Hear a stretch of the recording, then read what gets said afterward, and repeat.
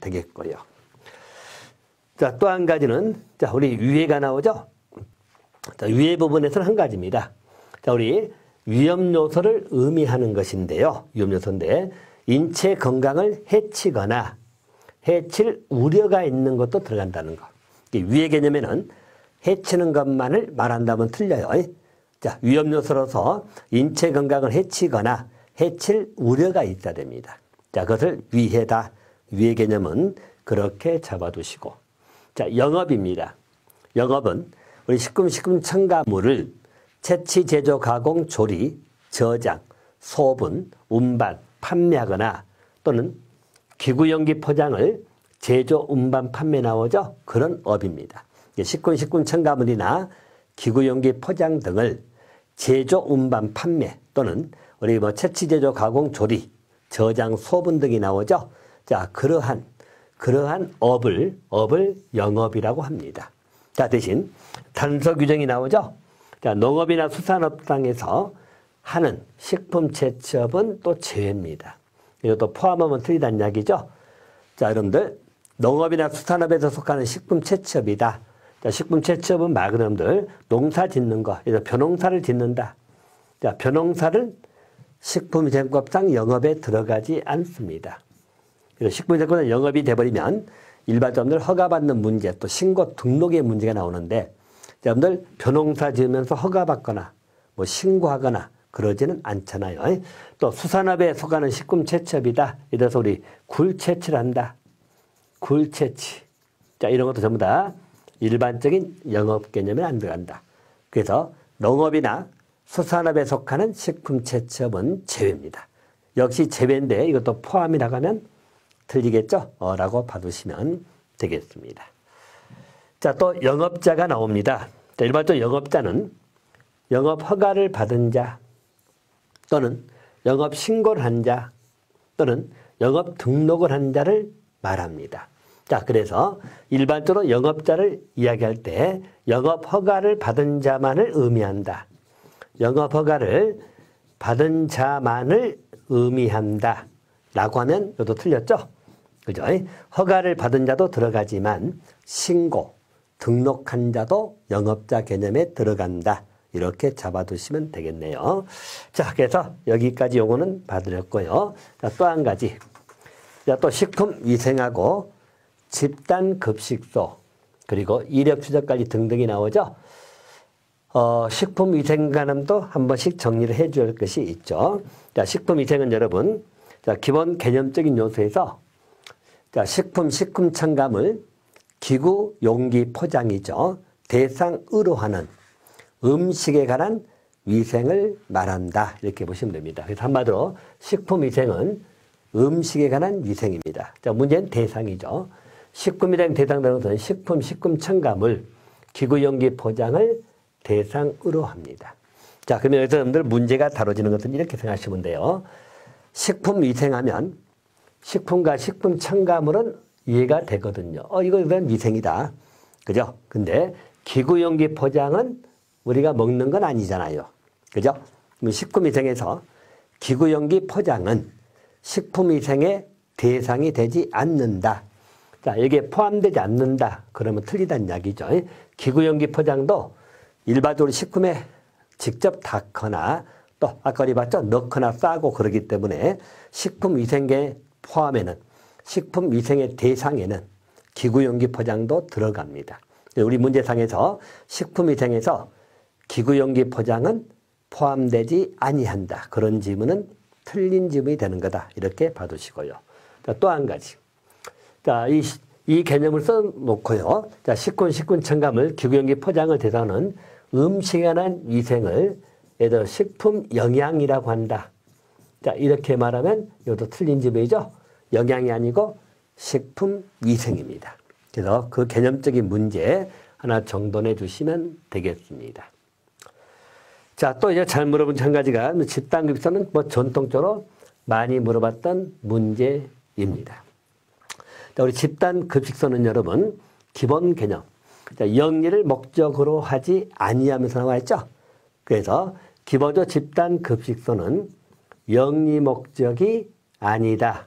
그걸 첫 번째 기억해 두시고, 두 번째는 자, 특정 다수인입니다. 자, 특정 다수인이다. 자, 이게 또 많이 물어보죠? 여기 특정 다수인에게. 자, 여기는 보나마나 여러분들 불특정 다수인이다. 그럼 틀렸죠? 불특정 다수에게 하는 건 아니죠. 집단 급식소는 보통 우리 기숙사라든가 내지는 우리 뭐 학교 등에 있는 그런 우리 음식 먹는데 단체로 우리 먹는 데 있죠. 자, 그런데 집단 급식소이기 때문에 특정 다수인입니다. 불특정 다수인 하면 틀리다는 이야기죠. 다시 말해서 우리가 일반 음식점이나 또 대중 음식점이 있죠. 자, 여러분들 우리 일반 음식점이다. 그럼 일반 음식점은 우리가 말하는 불특정 다수를 대상으로 하죠. 그래서 일반 음식점은 집단 급식소가 아니죠. 알겠죠? 뭐 휴게 음식점도 마찬가지. 이런 데는 불특정 다수를 대상하기 때문에 집단 급식소를 하지 않습니다. 자, 그리고 또 한 가지. 계속해서 음식물을 공급합니다. 자, 계속적으로 음식물을 공급한다. 자, 그래서 여기 슬기 나오는 게, 자, 이례적으로 또는 일시적으로 공급한다. 또는 일회적으로 공급한다. 이러면 틀렸죠? 우리가 어떤 행사가 있어가지고 체육대를 한다. 그 체육대 때문에 그날 가가지고 음식을 공급한다는 이야기죠. 자, 그렇다 하더라도 계속적 공급이 아니잖아요. 그래서 이 말은 집단 급식소가 아니란 이야기입니다. 자, 그리고 일반적으로 그런 공급하는 급식시설을 말합니다. 자, 그때 급식시설이라고 하는 것은 거기 나와 있죠. 우리 기숙사, 우리 기숙사 나오죠. 또 학교, 유치원, 어린이집, 또 병원 또는 사회복지시설입니다. 자, 기숙사나 사회복지시설, 또 산업체도 나오죠. 또 국가 지자체 및 공공기관 또는 기타 후생기관 등입니다. 자, 그런 데서 운영하는 게 집단급식소고요. 또 한 가지. 자, 집단급식소의 가장 기본 특징 중에 한 가지가 나와 있는 게, 자, 일에 몇 명 이상의 식사라고 나오죠? 일에 50명 이상입니다. 자, 한 번에, 자, 궤도로 급식시설로서, 자, 일에 몇 명 이상이죠? 50명 이상입니다. 자, 일에 50명 이상인데 또 이걸 가지고 여러분들 뭐 100명 이상이다 등등 틀리게 물어보니까 정리하시면 돼요. 집단급식소는 기본 특징이 영리 목적이 아니어야 됩니다. 그래서 영리 목적으로 한다면 틀렸다. 또 특정 다수인이지 불특정 다수인 하면 틀렸다. 또 계속적으로 음식물을 공급하는 거지 이례적으로 공급한다. 이것도 집단급식소가 아니올시다. 또 급식시설은 기숙사 등을 포함해서 우리 사회복지나 공공기관, 후생기관 등등이 나오죠. 이게 전부 다 집단급식소입니다. 그리고 일에 몇 명 이상 식사 제공이죠? 50명 이상이다. 자, 그래서 기본적으로 집단급식소 개념은 자주 물어보니까 기억해 두시고요. 일에 50명 이상이다. 이 표현도 꼭 기억해 두시면 되겠습니다. 자, 또 한 가지. 자, 우리 식품 이력 추적 관리입니다. 자, 식품 이력. 자, 식품 이력을 추적해서 관리한다는 이야기죠. 자, 이 말은 식품의 이력이라고 하는 것은, 자, 우리 식품을 제조 가공 단계라고 나오죠. 자, 제조 가공 단계부터 어디까지? 판매 단계까지입니다. 제조 가공부터 판매까지. 이게 모든 과정이죠. 그래서 각 단계별로 정보를 기록 관리한다. 자, 각 단계별로 정보를 기록 관리한다는 것은 왜 할까요? 자, 만약에 그 식품으로 인해 가지고 식중독이 발생했다. 또는 어떤 위요소가 발생했다는 이야기죠. 그럼 어느 단계에서 발생했는지 원인을 추적할 수 있죠. 원인을 규명하게 되면 해결할 수 있다는 이야기죠. 다시 말해서 이력 추적관리 기본적 특징은 바로 이겁니다. 자, 보시면 안전성 등의 문제가 발생했다는 이야기죠.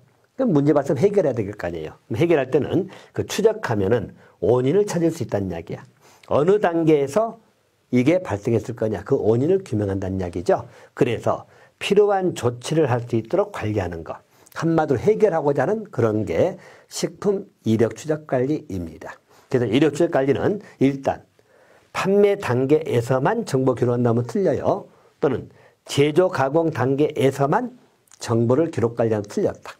제조 가공 단계부터 판매 단계까지 일반적 식품에 관한 그 정보를 기록 관리한다는 이야기고, 이런 목적은 안정성 등의 문제가 발생했을 때 원인을 찾아갈 수 있다. 원인을 찾겠다는 것은 해결하겠다. 필요한 조치를 할 수 있도록 관리하는 것을 식품 이력 추적 관리다. 개념은 그렇게 잡아두시면 되겠고요. 자, 또 한 가지. 자, 우리는 식중독이 나옵니다. 자, 식중독이 보이죠? 일반적으로 식중독은 우리 식품 섭취로 인해 가지고 인체에 유해한 미생물이나 유독물질이죠. 발생했거나 발생으로 판단되는 감염성 질환 또는 독소형 질환을 말합니다. 자, 식중독 개념에서는 그것만 딱 기억하세요. 감염성 질환 또는 독소형 질환 이렇게 하나 봐두시면 되겠습니다. 자, 그래서 그거 하나 정돈해 주시고요. 자, 또 하나 체킹할 것은 여러분 집단 급식소에서 식단입니다. 우리 19년 시험에서 한번 다뤄졌다고 나오는 내용이죠. 자, 집단 그 식단 한마디로 급식 계획서를 말합니다. 자, 그래서 대상 집단의 영양 섭취 기준이죠. 영양 섭취 기준입니다. 여기에 따라서 작성한 급식 계획서를 말하는데, 자, 현재 아직 다루지 않은 문제가 바로 이 문제예요. 자, 일반적으로 개념상의 문제를 물어봤던 것은 우리 19년 시험에 나왔어요. 이런 급식 계획서가 뭐냐라고 물어보면 집단 급식의 식단이다 라고 하면 되는 것이고요. 자, 문제는 이런 식단을 작성할 때 고려사항이 4가지가, 5가지 나오죠? 5가지. 이것을 받으시면 됩니다. 그래서 집단 급식 식단을 작성할 때 고려사항이 아닌 것하고 물어볼 수 있다는 거예요. 자, 고려사항은 첫째, 음식명입니다. 자, 또 식재료 나오죠? 음식명, 식재료. 영양 성분 나오겠죠? 조리 방법 나옵니다. 자, 이게 하나 포인트가 조리 인력입니다. 이것을 고려해서 작성합니다. 자, 얼추 보면 음식명, 식재료, 또 우리 영양 성분 또는 조리 방법 이것은 우리가 얼추 고려사항 보이지만 조리 인력도 고려한다는 거. 자, 이제 조리 인력. 자, 그걸 고려해서 작성한 급식 계획서를 우리는 식단, 집단 급식의 식단이다.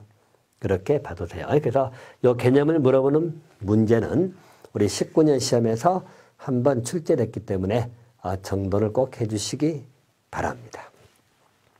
자, 또 용어적인 파트는 어쨌든 항상 출제되는 파트로 이해하시면 돼요. 자, 우리 3조 갑니다. 자, 식품 등의 취급에 관한 것이고